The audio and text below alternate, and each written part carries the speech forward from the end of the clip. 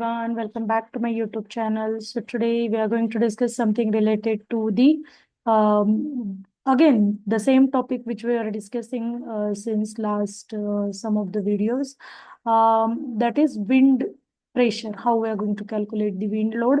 And in that same topic we are now going towards the third parameter, which is K3.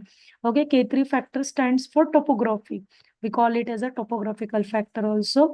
And on what factor it is basically depending, that we're going to discuss today. Topography itself indicate that how will be the topography of that particular area affects the wind load again.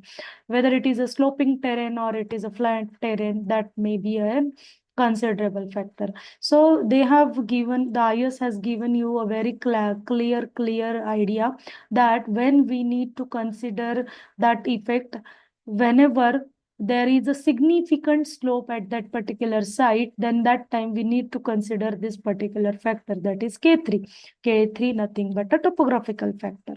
Okay, so this is what is the topographical factor we know, and the effect, how much we need to consider. Likewise, we have calculated a value for K1 factor based upon some criterias. We have calculated K2 factor based upon certain criterias, and then now we are again need to find out one particular value to put it in that particular formula, so that we'll get a specific we'll get a specific figure. Okay, that this will be a particular wind load. Again, that wind load is not a final one. Design wind pressure, here they have listed a formula which we are going to discuss elaborately in coming session. So you know that Pz is equals to 0.6 Vz square. Here it is V. Okay, it is V. 0.6 Vz square. So whatever is the value of Vz, we got that we got it from that particular formula, that is Vz is equals to Vb into K1 into K2 into K3. So we have calculated K1, K2, and now we are going to calculate K3. And once we got all these particular values, we'll put it in that particular formula. And then once we get the value of that Vb, we'll put it in this region and we'll get a value for Pz. Pz is nothing but the design wind pressure. Okay, so that is what is the clear-cut picture of this calculation.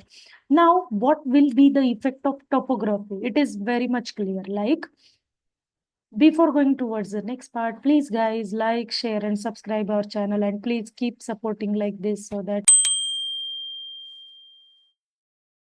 And if you want me to upload any content related to the civil engineering, which is important from the aspect of curriculum related to the civil engineering, please comment in the comment box, so that I'll get an idea, and then I'll create many more videos based upon the civil engineering content. Okay, so the effect of topography will be significant at a site when the upwind slope theta is greater than about 3 degree.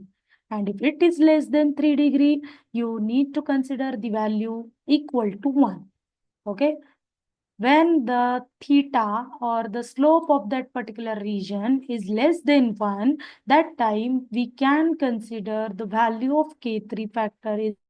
And no doubt we are going to consider the value as K3 is equals to 1 in most of the region, because most of the regions will be like having a flat terrain, because we are living in a flat terrain. But it may be a different one when there is a hill, where there is a valley, because if there is an undulating areas, that time the effect of wind will be a different one, and the factor will be a considerable in that particular region. Okay, so I hope you guys got some good knowledge from today's video, and I'll create many more videos related to such content in coming days. Okay, keep supporting, and please like, share, and subscribe our channel. Thank you for watching the video.